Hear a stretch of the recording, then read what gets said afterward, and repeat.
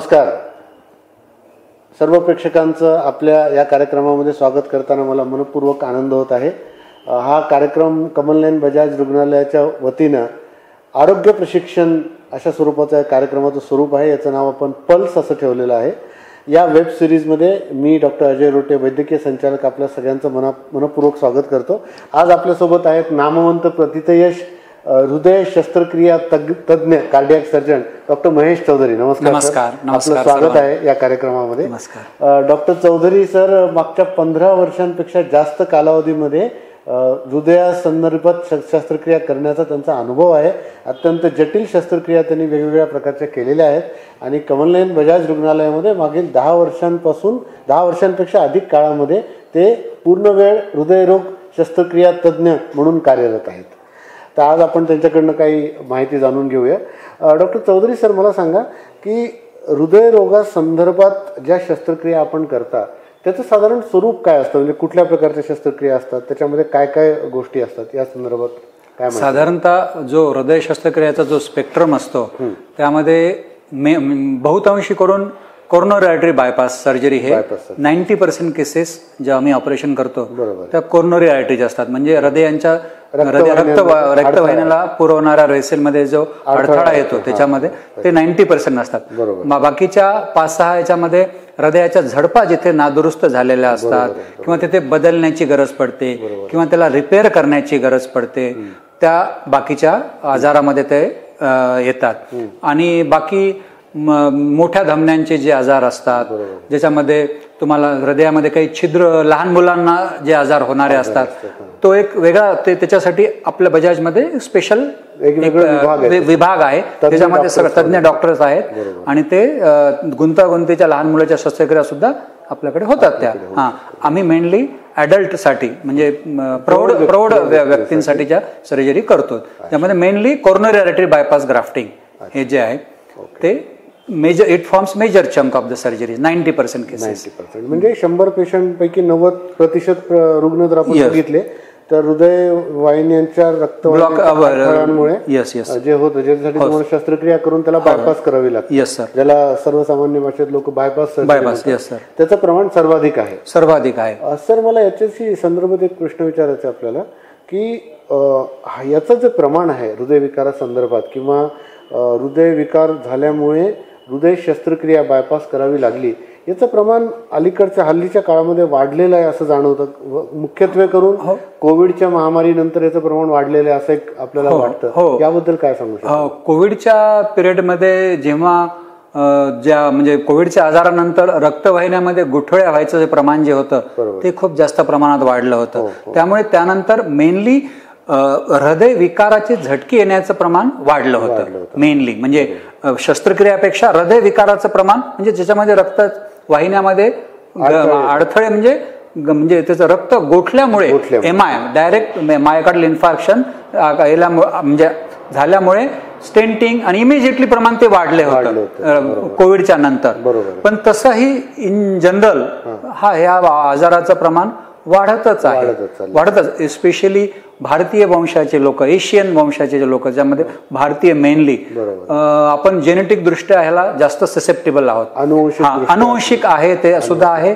आणि रक्तवाहिन्या पाश्चात्य लोकांच्या रक्तवाहिन्यापेक्षा, हृदयाच्या रक्तवाहिन्यापेक्षा आपल्या रक्तवाहिन्या थोड्या छोट्या आकाराने, साईज सुद्धा छोटी असते. प्रमाण पण लवकर होतं. आजार लवकर होण्याचं म्हणजे 25-30 मध्ये हे आजार बायपास ऑपरेशन करण्याचं प्रमाण सुद्धा काही कमी नाही असं. It is not rare as such. आणि मधुमेहाचं प्रमाण पण मधुमेह आपलं तर ऍक्च्युली भारत कॅपिटल आहे मधुमेहाचं आहे, राजधानी आहे. त्यामुळे आणि बेसिक असं आहे की मधुमेही रुग्णामध्ये जो आजार आढळतो तो जास्त कॉम्प्लिकेटेड असतो, कारण त्यांच्या रक्तवाहिन्या ह्या खूप बारीक असतात.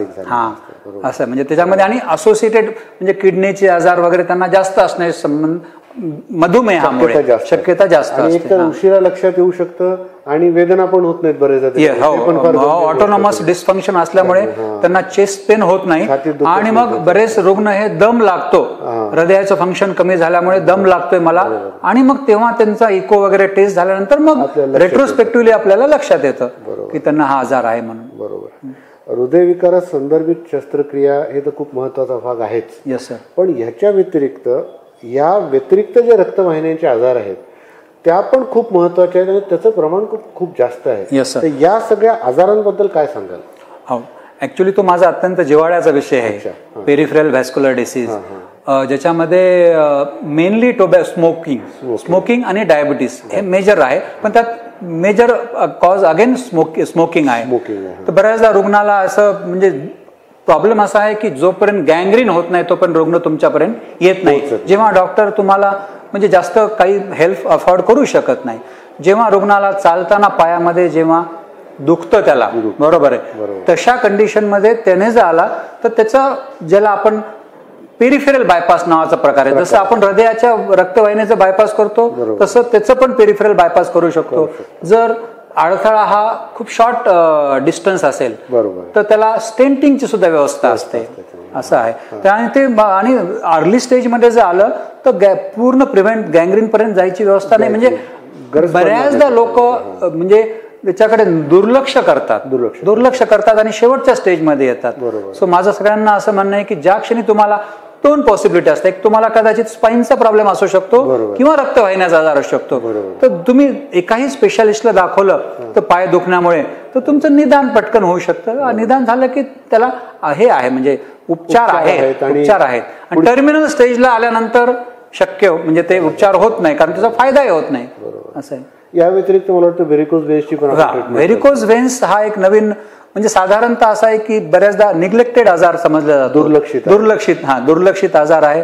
बऱ्याचदा ज्यांचं प्रोफेशन मध्ये त्याच्यामध्ये आम्ही सुद्धा अपवाद नाही आहेत, ज्यांचं लॉंग स्टँडिंग उभं राहावं लागतं, त्यांना खूप जास्त उभं राहावं लागतं, किंवा ज्यांच्यामध्ये म्हणजे समजा काही अतिशय लठ्ठ स्त्रिया असू शकतात, म्हणजे त्याच्यामध्ये हे प्रमाण खूप जास्त आहे.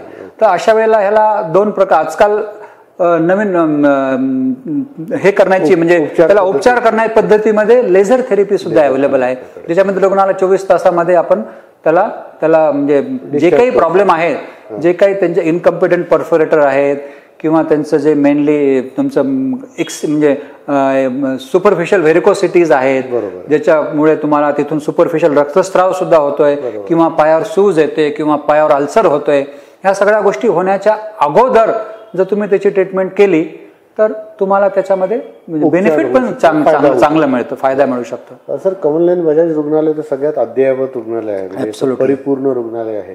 तर ह्या ज्या आपण सांगितल्या फार महत्वाचे आजार आहेत की ह्या हृदय विकारांच्या व्यतिरिक्त इतर रक्तवाहिन्यांचे होणारे आजार. Yes sir. याच्या उपचारांसाठी कमलनयन बजाज रुग्णालयामध्ये तपासणी आणि सुविधा याबद्दल काय सांगाल?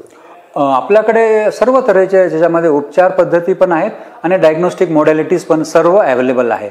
मेनली याच्यामध्ये डॉपलर लागतं. सुरुवातीला जेव्हा तुम्ही येतो प्रथम पेशंटला तपासावं लागतं, त्याचे पल्स म्हणजे त्याचं नाडी लागते नाही लागते त्याचा आयडिया येतं, किंवा हा न्यूरोलॉजिकल आहे का व्हॅस्क्युलर आहे, पहिल्यांदा हे डिफरन्शिएट करावं लागतं. जर न्यूरोलॉजिकल असेल, वेसल्स चांगले असतील तर न्यूरोलॉजीकडे ते त्यांचं MRI वगैरे करून ठरवतील काय प्रॉब्लेम आहे, बरोबर. ते पण अवेलेबल आहे आणि त्याचा इलाज पण आहे मणक्यात, त्याच्यामध्ये काही जे प्रॉब्लेम असेल समजा. आणि समजा जर तुम्हाला डॉपलर मध्ये काही अवरोध निघाला आणि त्यामध्ये जर आपल्याला काही करता येऊ शकतं तर मग आपण नेक्स्ट स्टेप आपण सिटी स्कॅन करतो, सिटी अँजिओ, ज्याच्यामध्ये आपल्याला क्लिअर कट पिक्चर दिसतं आर्टरीचं व्हेसल्स कसं आहे. मग त्याच्यानुसार आपण हे करू शकतो पेशंटला की आपण बायपास करू शकतो का त्याची. तर अवेलेबल बाहेर ग्राफ्ट्स अवेलेबल असतात, सिंथेटिक मटेरियल म्हणजे बाहेरच्या म्हणजे शरीराच्या बाहेरील काही अवेलेबल कृत्रिम जे आहे कृत्रिम नळी असते ती आपण जोडू शकतो, जेणेकरून रुग्णाला त्याचा रक्तपुरवठा जो अडथळा तयार झाला तो सुरळीत होऊ शकतो. आणि असे भरपूर रुग्ण आहेत की ज्यांना बेनिफिट झालेला आहे. येस. म्हणजे आपल्याकडे तपासणीच्या सगळ्या सुविधा आहेतच. आणि ज्याला आपण ऑपरेशन शस्त्रक्रिया दरवेळेस म्हणणार नाही, पण समजा लेझरचे उपचार झाले किंवा दुसरे सगळे उपचार झाले, व्हेरिकोज व्हेनसाठी, पेरिफेरल आर्टरी डिसीजसाठी, इतर रक्तवाहिन्या संदर्भात सगळ्या आजारांची सगळ्या उपचार पद्धती आपल्याकडे उपलब्ध आहेत. त्याच्यासाठी आवश्यक ते तज्ज्ञ डॉक्टर जसे चौधरी सर आहेत हे आपल्याकडे उपलब्ध आहेतच. सर, पुढचा प्रश्न मला शेवटचा असा विचारायचा आहे की हे सगळे जे आजार आहेत, वाहिन्यांचे आजार, रक्तवाहिन्यांचे आजार, त्याच्यानंतर हृदयविकाराचं पण आपण बोललो, तर ह्यांच्या प्रतिबंधासाठी तुम्ही काय मार्गदर्शन कराल आपल्या प्रेक्षकांना? बेसिकली हा विषय इतका चर्चेला गेलेला आहे, खूप जास्त चर्चेला गेलेला आहे. म्हणजे प्रत्येक वाहिनीवर ह्या गोष्टीचं चर्चा, म्हणजे त्याबद्दल अद्ययावत ज्ञान आहे, खूप सगळ्यांनाही अवेलेबल आहे. फक्त कसं आहे की त्याचं फॉलो व्यवस्थित होत नाही. तर मला असं वाटतं की जीवनशैली, वाढती जीवन, जे तुमच्या आजकालचं जे धावपळीचं जीवन आहे, आणि मेजर महत्वाचं म्हणजे ज्याला आपण मेटाबॉलिक डिसीज नावाचं म्हणतो, मेटाबॉलिक सिंड्रोम. मेटाबॉलिक सिंड्रोम म्हणजे तुमचं व्यायाम न करण्यामुळे शरीराला येणारा शिथिलता, किंवा तुमचं आहारशैली व्यवस्थित नाही आहे, आहारामध्ये मेदाचं प्रमाण खूप जास्त आहे, आणि डायबिटीस आहे. तर ह्या सगळ्या गोष्टीमध्ये सिनर्जिस्टिक इफेक्ट होऊन त्यांचा ते प्रॉब्लेम्स तयार होतात, दुष्परिणाम तयार होतात. तर ह्याच्यासाठी सगळ्यात महत्वाचं शरीराचं वजन नियंत्रित ठेवणे, रेग्युलर व्यायाम करणे, ताणतणाव न घेणे. ताणतणाव आता तर हा इंटिग्रल पार्ट ऑफ लाईफ आहे आपल्या सगळ्यांच्याच, ते अवॉइड करूच शकत नाही. अविभाज्य भाग येतो त्याच्यामध्ये, आपण इट इज इम्पॉसिबल. तर त्याच्यासाठी आपल्याला बाकीच्या गोष्टी ज्या आहेत, कारण हा आजार सुद्धा मल्टीफॅक्टरल आहे, एका गोष्टीमुळे होत नाही, 3-4 गोष्टी सोबत आल्यानंतर. म्हणजे ज्या लोकांना हृदयविकाराची हिस्ट्री आहे, आई वडिलांना आजार झालेला आहे किंवा भावा यांना, त्यांनी जास्त काळजी घेतली पाहिजे, आणि त्यांनी रेग्युलर चेकअप केला पाहिजे. तपासणी 40 वर्ष, म्हणजे समजा 40 वर्षाच्या आतमध्येच ज्या काही आपल्याला आवश्यक तपासण्या आहेत, सिम्पटम्सकडे लक्ष दिलं पाहिजे. Patient should also be involved in it, म्हणजे इंटेलिजंटली, असं माझं म्हणणं.